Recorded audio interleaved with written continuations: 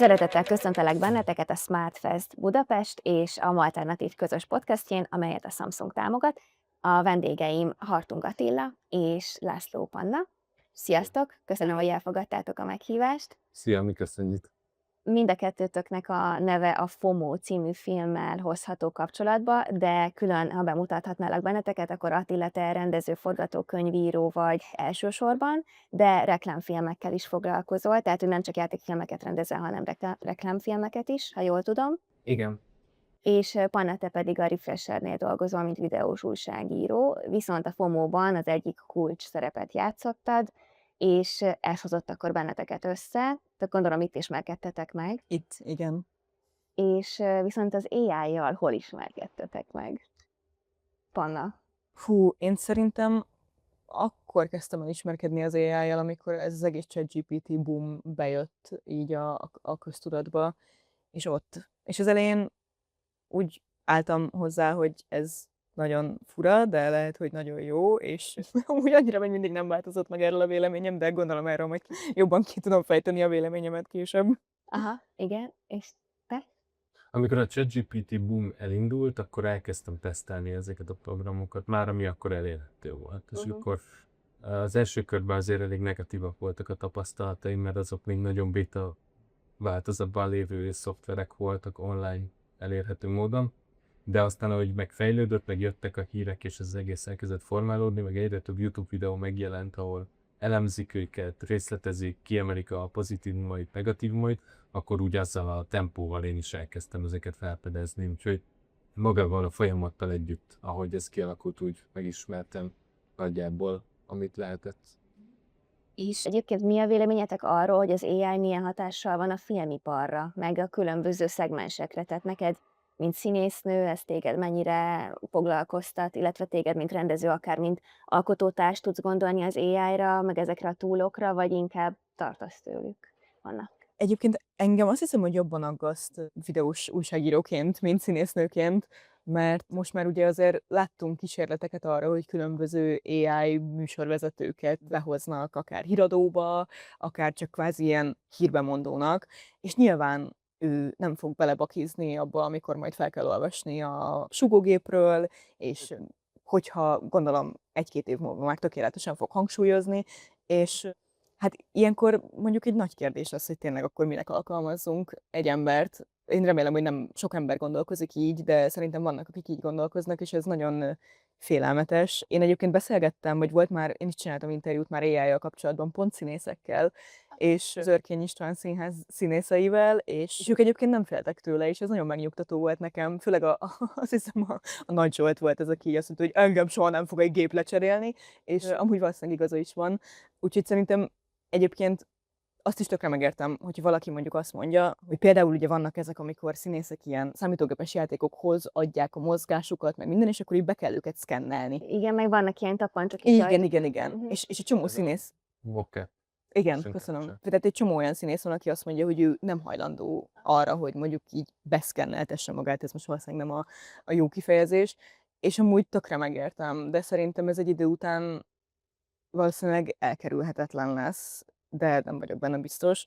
Illetve még ami szerintem nagyon érdekes, az a zenészekkel kapcsolatban az AI. Ugye most például Nagy-Britanniában tiltakozik is egy csomó zenész, ki azt mondja, hogy ne használjátok fel az én zenémet mondjuk ahhoz, hogy ilyen AI sample-öket csináljátok belőle, mert ez az én szellemi tulajdonom, és teljesen igazuk van. Igen. Egyébként ide kapcsolódva az egyik nevező az idei fesztiválra egy olyan filmet készített, amiben van egy baki. És amikor volt, tehát hogy van egy narráció, és a narráció szövegében, amit ugye AI készített, van egy újraismételt szó, és az nekem olyan felüdülés volt, tehát az amit mondasz, hogy így azok a bizonytalanságok, vagy esetleg ismétlések, vagy bakik, azok teszik szerintem emberivé, és akkor itt most hozzád fordulok, Attila, hogy neked erről mi a véleményed, hogy ezek a bakik, meg ezek a kis nüanszok, amiktől lélekkel telik meg mondjuk egy karakter, vagy akár mondjuk egy szöveget, amikor egy alkotó ír, nem pedig egy gép, hogy ezért ennek más a hangulata, nem? Vagy neked erről mi a véleményed? Igen, a Rabárpád jutott az eszembe, aki egy podcastben azt mondta, hogy az AI tulajdonképpen jelenleg még csak kamaszkorba lépett, és szerintem érdemes ebből a perspektívából vizsgálni, hogy most hol tart ez a technológia. és a hétköznapjainknak már szerintem egyértelműen a része minden szempontból. Tehát az, hogy most, hogyha mondjuk az én alkotói folyamataimat abból indulok ki, akkor mondjuk egy Photoshop használattal kezdve bármilyen egyéb szoftver használaton át, hogy hétköznapokban egy ügyfélszolgált felhívásakor az a hang, ami megszólal, illetve ezekben a programokban integrált különböző toolok, amik már AI-jal vannak felszerelve, és AI-t ezeken keresztül tudod használni, ezek mindenféleképpen egyfajta fejlődést jelentenek, de semmiféleképpen nem kell szerintem ezektől félni ebben az esetben. Ezek nagyon jól kisegítik a munkát jelenleg, nem feltétlen gondolok rájuk alkotópartnerként, még hogyha a legösszetettebb ChatGPT modellről beszélek, akkor sem, vagy egy képgeneráló vagy videógeneráló szoftverről sem, hiszen ezek inkább szerintem eszközök. És minden eszköz, amit ilyen szempontból használtam, és amit én teszteltem, tapasztaltam, az alapján az volt az érzésem, hogy 80%-ig azt, amit el akarok érni, azt 80%-ig el tudom érni. Viszont utána van egy olyan limitáció jelenleg a technológiában, hogy annyira specifikálni azt az adott shotot, képet, szöveget, a maga véleményemmel együtt, amire rákérdeztél, vagy hogy abból egy valódi, unikális tartalom legyen, azt az én tapasztalatom szerint, vagy az én megítélésem szerint erre jelenleg nem képes a technológia, és az a fajta váratlan, ösztöni, lélekkel megáldott, szabálytalan művészet, vagy alkotás, identitás, akárminek nevezhetjük, az, ami a végén kijön, azt nem tudja jelenleg létrehozni, és ez egy nagyon jó kérdés, hogy az AI az valaha képes lesz-e emberit alkotni, de az emberinek ugye része a véletlen, meg a szabálytalan, meg az ösztöni. Ebből fakadó kérdés az, hogy kell-e neki egyébként reprodukálnia azt a fajta dolgot, amit egy ember tud, hiszen ő más alapokon számol, meg máshogy gondolkozik, meg más az erőssége, például a matematika bizonyos modelleknek is az erőssége, és abban meg tudja haladni az embert, akkor el kellett tőle várnunk azt, hogy egyébként akár a művészeti ágakban képes legyen az embert magát, vagy a művészeket reprodukálni a véletleneken keresztül a hasonlók, és nem csak egy külön entitásként kezelni és gondolni rá, aki bizonyos dolgokban sokkal tökéletesebb, mint az ember tud lenni, vagy mint az ember számolni képes, meg bizonyos dolgokról, hogy az eszébe tudnak jutni, de cserében meg inkább ez egy partneri viszony szerintem ebben az egész. Ez tök érdekes, hogy így fogalmazol, hogy el kell-e várnunk tőle, mert hogy alapvetően pont, hogy ez egy ilyen ellentétet szül jelenleg, tehát hogy pont, hogy a legtöbben félnek ugye ettől, és nem az, hogy el kell várnunk tőle, hogy ő kicserélje ezeket a funkciókat, hanem pont, hogy ne cserélje ki, tehát hogy nem az elvárás van, hanem inkább az, hogy kategorikus elzárkózás van ezen a téren. Szerintem sok művész, ez most nem tudom mennyire érthető a válaszom, tehát hogy ez az elvárás, ez egy nagyon, nagyon megütötte a fülemet, de egyébként alapvetően tök jó szerintem a hozzáállás, vagy én is nagyjából így gondolom, hogy így alkotótársként nem, de hogy egyébként eszközként tök jó használni, de hogy te alapvetően nyitott vagy ezekre az ilyen újításokra tekintve, hogy, és térjünk át akkor így a FOMO-ra is egy kicsit, hogy ugye a FOMO is telefonokkal forgott részben, ezzel kapcsolatosan, ugye mivel a SmartFestnek nem csak AI fókusza van, hanem idén telefonos felvételeket is küldhettek be a versenyzők, ezért erre vonatkozóan is lenne egy-két kérdésem, hogy ott például hogy jött ez az ötlet, és hogy például Panna, akkor kezdjük most veled, hogy neked, amikor kiderült, hogy ez telefonnal lesz felvéve, akkor téged ez hogy érintett, meg mi volt erről a véleményed? Én nagyon örültem neki, mert azt éreztem, hogy Z-generációs fiatalokról szóló film, talán mondhatjuk, de lehet, hogy ez most egy kis túlzás, és le fogsz ütni, hogy nem az első, de az elsők között készült Z-generációsokról szóló film, és ezért szerintem kb. Elengedhetetlen volt az, hogy tényleg a telefont azt bevonjuk. Szerintem a nézőkhöz, akik szintén mondjuk voltak Z-generációsok, sokkal közelebb tudtuk hozni a filmet, mert tényleg azt látták, amit egyébként minden nap néznek. És ami nagyon jó szerintem, hogy a képi világa a FOMO-nak, az szerintem nagyon időtálló. És pont tegnap volt egy beszélgetésem egyébként a FOMO-ról, mert még mindig nézik emberek, és még mindig kíváncsiak arra, hogy beszélgessünk róla, aminek egyébként nagyon örülök. És ott is ezt kifejezetten kiemelték, hogy a képi világ az mennyire működik még ma is. Míg egyébként a témája, a fő témája az nyilván egy teljesen időtálló dolog, de mondjuk Az ilyen közösségi médiás témák, amik benne vannak, az viszont már egy kicsit elavult, mert például a TikTok az nincs benne egyáltalán, csak Instagram, meg Facebook, ami meg már ugye azért inkább kifele megy, de 2018-ban, amikor forgattuk, akkor még nem volt TikTok, szóval nem tudtuk belerakni. Igen. Azoknak a nézőknek, akik esetleg nem látták a filmet, egyébként ez a közösségi médiát középpontba állító alkotás, de akkor erről most te is mesélj egy kicsit, hogy amúgy neked hogy jött ez az ötlet, miért választottad ezt a telefonos felvételes megoldást? Igen, a történet részévé kellett tennünk a telefonos felvételeket is, és a dramaturgiának része az, hogy a forgatókönyvben van egy információ, ami elterjedt Facebookon. Akkor a Facebookkal tudtuk ezt megírni, abban az esetben próbáltuk úgy felfogni, hogy egyébként, hogyha lesz később másik platform, attól még ez releváns legyen, mert az a jelenség, hogy mondjuk emberek küldözgetnek zárt csoportokba egymásnak fotókat, videókat, és elterjednek ilyen anyagok, az sajnos a mai napig jelen van, és nagyon káros, és próbáltuk írtani egyébként a vágással az összes média felületet, vagy Facebook felületet és hasonlókat, mert egyébként ez minket zavart, és azzal tisztában voltunk, hogy ez nagyon egy évre vonatkozik, egy időszakra vonatkozik, és ezek az appok jönnek, mennek, és alakulnak, és formálnak, és generációnként is eltér az, hogy ki melyiket használja, ezért ezt próbáltuk limitálni, viszont közben, mivel a narratíva, vagy történet része volt, ezért kiírtani nem tudtuk. És akkor áttérek a telefonos felvételekre. Ott az volt a legfontosabb, mivel ez egy inkubátor programban készülő film volt, ezért ez egy kisebb költségvetésű epic film. Még a régi Nemzeti Filmintézet, az Andy Vajna féle rendszerben kaptunk rá támogatást, és a költségvetésünk limitált volt, viszont mindenképpen úgy akartam forgatni, hogy legyen a forgatásnak egyfajta szertelensége. És kerüljünk minél közelebb a szereplőkhöz.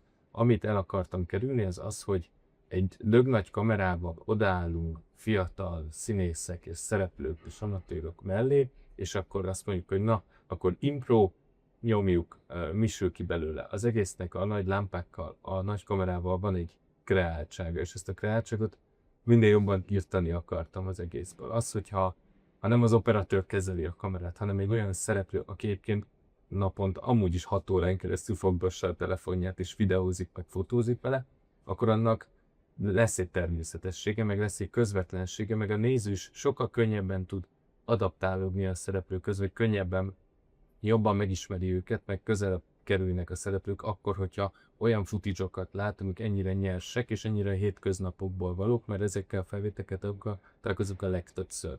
És ez, hogy nekem ez egy elsődleges szempont volt, hogy ezt a fajta filmes kamerakezelést, ezt a kicsit távolságtartó világépítést, amit egy nagy kamerával el tudunk érni, ezt minél jobban távol tartsam a filmtől, és minél inkább ott legyünk velük impróval abban a pillanatban, minél játékosabb, és minél több lehetőségünk legyen a forgatáson, ezáltal azt viszont elsődlegesnek éreztek. És ezért volt az, hogy mindenképpen így beépítettük a film formanyelvébe ezt, és egyébként szerintem körülbelül a filmnek így most tudom, 30%-a lehet talán telefonnal, mert ez meg ötvözni akartam azt is, hogy a filmnek van egy formanyelvű világa rendes kamerával, ami épül formailag, vizuálisan, és van egy másik világa, ami pedig ez a nagyon nyers, nagyon telefonokra épülő itt és most érsz, és kell realizálni. Maradva kicsit még ennél a közösségi média témánál, Panna, neked színésznőként, vagy akár videós újságíróként női mi voltodra vagyok itt most kíváncsi, hogy neked a közösségi média mennyire része az életednek, mennyire érzed, hogy mondjuk a női karaktereket befolyásolja a közösségi média? Nekem nagyon az életem része a közösségi média, már csak azért is, mert ugye a munkámból adódóan nem tehetem meg azt, hogy mondjuk kicsekkolok TikTokról akár, tehát nekem nagyon képben kell lennem folyamatosan a trendekkel, ami egy átok és áldás egyszerre, mert néha egyébként jól esne az, hogy csak tényleg hátradőljek, és ne foglalkozzak ezzel az egésszel. A női karakterek, nem tudom, én azt vettem észre, de nehéz erről beszélni, mert szerintem pont a közösségi média az ugye arra jó, hogy nagyon jó kis buborékokat tud teremteni, és nyilván például a TikTok az úgy van, az én algoritmusom már úgy van beállítva, hogy folyamatosan olyan videókat dobáljon fel nekem, ami tetszik, és én azt látom az én buborékomban, hogy a nők nagyon, hát ilyen tudatosak lettek, nagyon ki tudnak állni magukért. Szóval én azt látom, hogy ez nagyon jön most fel, és én ennek egyébként nagyon örülök, hogy a nők végre kiállnak magukért. De közben meg ez egy belpesti buborék, szóval nem tudok erre olyan exakt választ adni sajnos. De úgyis a te véleményedre voltam kíváncsi. Van olyan, hogy a másik buborékba át tudsz ugrani? Van erre metódus?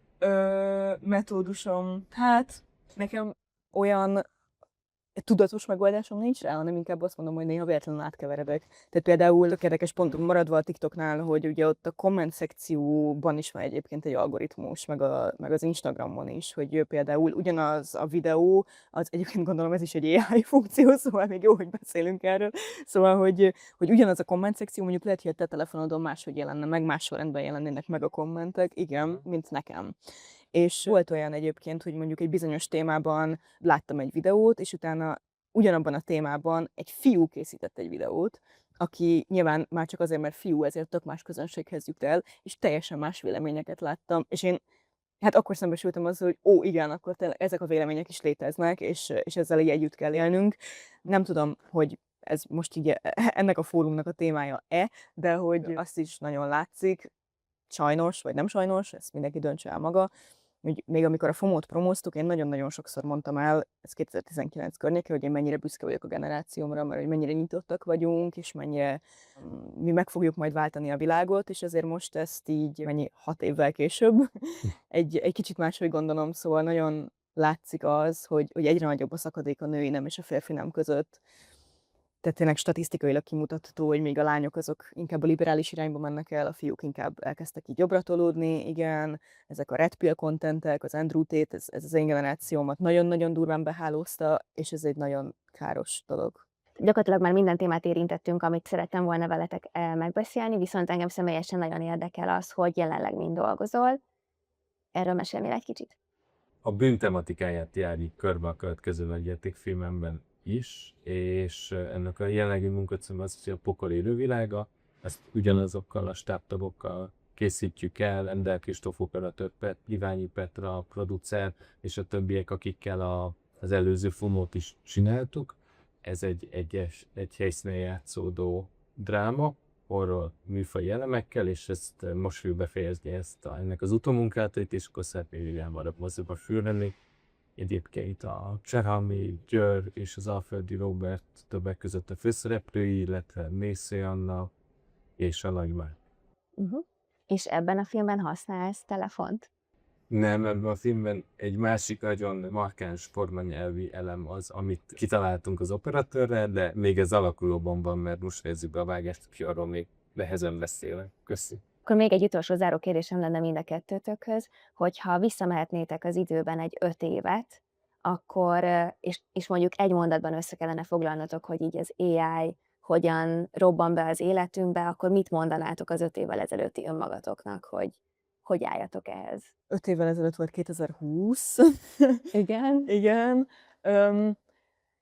Azért válaszolok erre nehezen, mert én még mindig egy kicsikét tényleg az ismerkedős fázisban vagyok. Tehát én például a ChatGPT-vel még mindig nagyon-nagyon kedvesen beszélek. Mindig megköszönök neki mindent, persze emojikkal kommunikálunk, ilyenek vagyunk, de hogy például van egy bizonyos szint, ami után már nem engedem be az életembe, tehát például utazástervezéshez külföldön nagyon jó, de még nem tartok abban a fázisban, hogy mondjuk elsőként a ChatGPT-hez nyúlnék, hogyha valami információra van szükségem. De azt hiszem, hogy az 5 évvel ezelőtti énemnek azt üzenném, hogy ez lesz, készüljön föl rá lelkileg, és hogy ne zárkózzon el egyébként semmitől nagyon élesen, mert akárhogy is kapálózhat az ember, ez már itt lesz velünk, és hogy nem kell tőle félni, remélhetőleg. Az AI-ről nem sok ide mondani magamnak az 5 évvel ezelőttinek, 5 évvel ezelőtti énemnek, de az AI-jel kapcsolatosan különösebben semmilyen olyan markáns üzenetet nem tudok vele ezzel kapcsolatban megfogalmazni neki, ami releváns lenne vagy fontos, mert én azt gondolom, hogy ez egy kialakulóban lévő új technológia, amit jelenleg nyomon kell követni. És ahogy 5 évvel ezelőtt, akkor még kevésbé lehetett, de most is, és inkább folyamatosan is ébernek kell lenni, tesztelni, kipróbálni, tudni mi ez, mert szerintem amúgy a félelem az sokszor inkább abból fakad, hogy az emberek nem járnak kellőképpen utána, és nem ismerik. És hogyha megismerik, akár a ChatGPT-t, az, hogy mi van mögötte, tehát mik a számítási kapacitások, hogyan dolgozik, hogyan gondolkozik, meg mondjuk használják is, és ezekkel tisztában vannak, akkor kevésbé fognak talán tőle félni vagy tartani, hanem inkább megértik, hogy az egész folyamaton belül mondjuk most hol tart ez a technológia, és akkor ez egy ilyen nyugodtabb helyzet. Szuper. Köszönöm szépen nektek. Köszönöm. Itt voltatok, Nincs puszi. és maradjatok ti is itt a fesztiválon, nézzétek meg a filmeket. Köszi. Nektek pedig köszönöm, hogy figyeltetek bennünket, hogy itt voltatok velünk, és nézzétek az összes többi tartalmunkat is. Sziasztok!